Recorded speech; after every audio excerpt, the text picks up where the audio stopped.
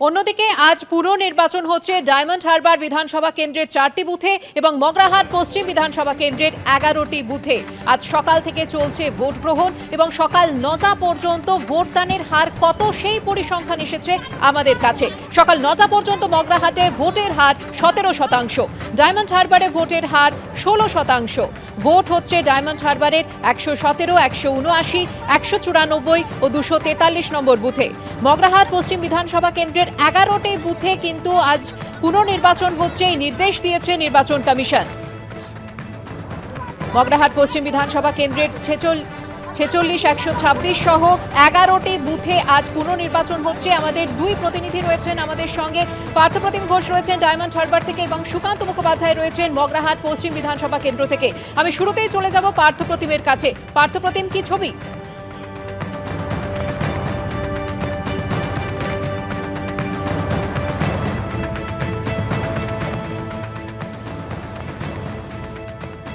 যে লম্বা লাইন সেটা পড়েছে, যোগাযোগ বিচ্ছিন্ন হয়ে গিয়েছে আমাদের সঙ্গে। যে ছবি আপনারা দেখতে পাচ্ছেন, ডায়মন্ড হারবারে কিন্তু আজ সকাল থেকে ভোট গ্রহণ চলছে। ভোটাররা লাইনে এসে দাঁড়িয়েছেন এবং তারা একে একে ভোট দিচ্ছেন। নির্বাচন কমিশনের নির্দেশে আজ পুনর্নির্বাচন হচ্ছে ডায়মন্ড হারবারের 4টি বুথে। ভোটাররা কি বলছেন জানবো। সরাসরি চলে যাব আমাদের প্রতিনিধি পার্থপ্রতিম ঘোষের কাছে। পার্থপ্রতিম,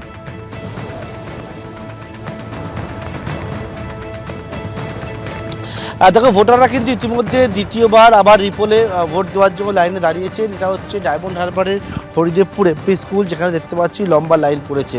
এখানেও হচ্ছে রিটার্নিং অফিসার এবং অবজারভার, তারা হচ্ছে রিপোলের জন্য যে সুপারিশ সেই সুপারিশ করেছিল। কারণ হচ্ছে কিন্তু ইতিমধ্যে দ্বিতীয়বার আবার রিপোলে ভোট দেওয়ার জন্য লাইনে দাঁড়িয়েছেন। এটা হচ্ছে ডায়মন্ড হারবারের হরিদেবপুর এমপি স্কুল, যেখানে দেখতে পাচ্ছি লম্বা লাইন পড়েছে।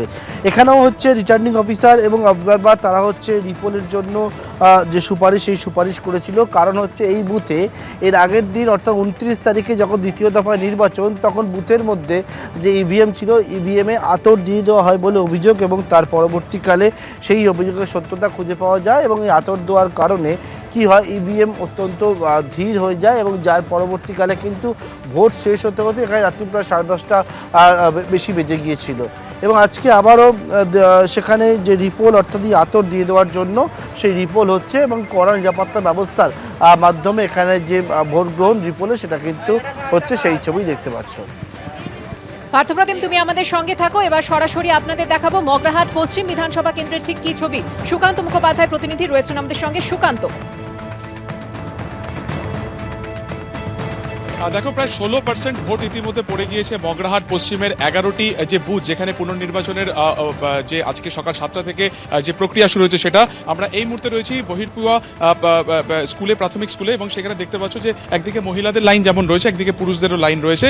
গত 29 তারিখে এখানে 3টি যে বুথ রয়েছে, 230, 231 এবং 232, এই 3টি বুথে মূলত সিসিটিভি বন্ধ হয়ে যাওয়া এবং ইভিএম ট্যাম্পারিং এই অভিযোগের পরিপ্রেক্ষিতেই প্রিসাইডিং অফিসারের তরফ থেকে একটি রিপোর্ট জমা পড়েছিল নির্বাচন কমিশনে। গতকাল দুপুরবেলাতে সেই রিপোর্ট জমা পাওয়ার পরে দ্রুত গতিবেগে সেখানে স্ক্রুটিনি হয় এবং স্ক্রুটিনির পরই সিদ্ধান্ত হয় যে মগরাহাট পশ্চিমের 11টি বুথে তারা কিন্তু পুনর্নির্বাচন করবেন এবং তার মধ্যে এই স্কুলের যে 3টি বুথ তোমাকে বললাম, এখানেও নির্বাচন হবে এবং তারপরে তড়িঘড়ি প্রিসাইডিং অফিসার থেকে শুরু করে যাবতীয় পুরো ব্যবস্থাপনা করা হয়। পুরো গ্রামে এই খবর দেওয়া হয় যে আজকে পুনর্নির্বাচন হবে এবং আজকে সকাল 7টার পর থেকে কিন্তু এখানে নির্বাচন শুরু হয়েছে এবং গত 29 তারিখে ঠিক যেরকম নিরাপত্তা দেখা গেছিল আজকেও তেমনই রয়েছে। সেন্ট্রাল ফোর্স গেটের বাইরে রয়েছে, সেখানে সচিত্র পরিচয়পত্র দেখার পরই কিন্তু যারা ভোটাররা রয়েছেন তাদেরকে ভেতরে যাওয়ার অনুমতি মিলছে এবং এখনো পর্যন্ত যেটা খবর যে 16%-এর মতন ভোট পড়ে গিয়েছে কিন্তু মগরাহাট পশ্চিমের এই 11টি বুথে। এখনো পর্যন্ত তোমাকে আরেকবার দেখাবো, বিজেপি প্রার্থী কিছুক্ষণ আগে এসেছিলেন, তিনি ভেতরে গিয়েছেন প্রিসাইডিং অফিসারের সাথে কথা বলতে। এখনো পর্যন্ত এই যে বুথ, এই বুথে কোনো গন্ডগোলের খবর এখনো পর্যন্ত নেই, তবে 16% একেবারে ভোট পড়েছে কিন্তু এই পশ্চিম মগরাহাট।